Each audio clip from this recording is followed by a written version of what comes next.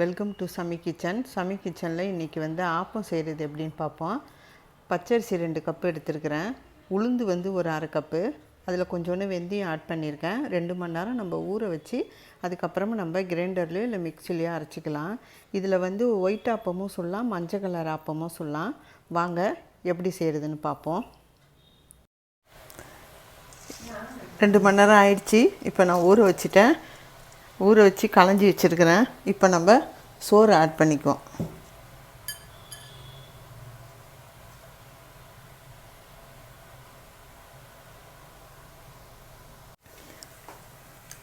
சோறு ஆட் பண்ணிட்டேன்.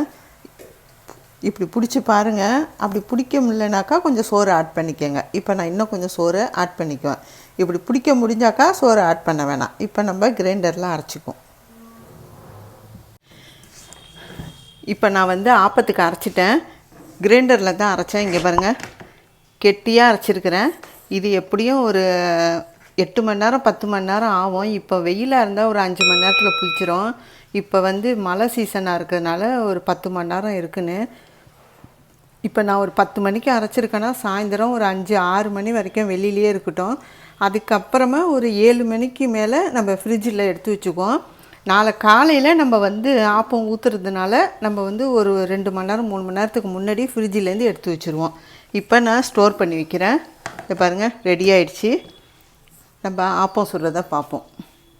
இப்போ நான் மசாலா ஆப்பம் ஊற்றியாச்சு. ஒரு மாவு அரைச்சி 2 மாதிரி செய்யலாம்.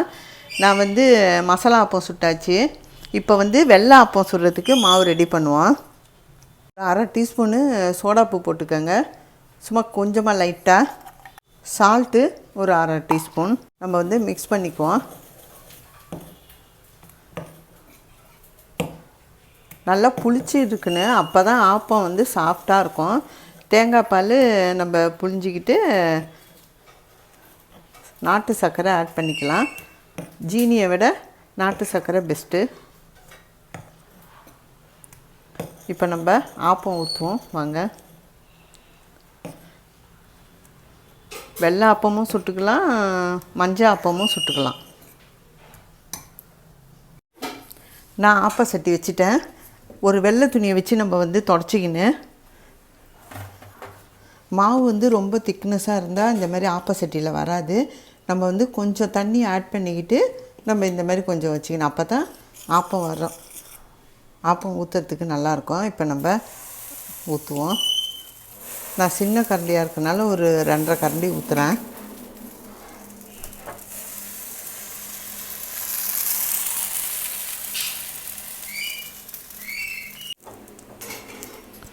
ஆயில் ஆட் பண்ணிக்கோங்க. அப்போ தான் கொஞ்சம் நல்லா செவரும். வெந்துடுச்சான்னு பார்ப்போம். வெந்துடுச்சு.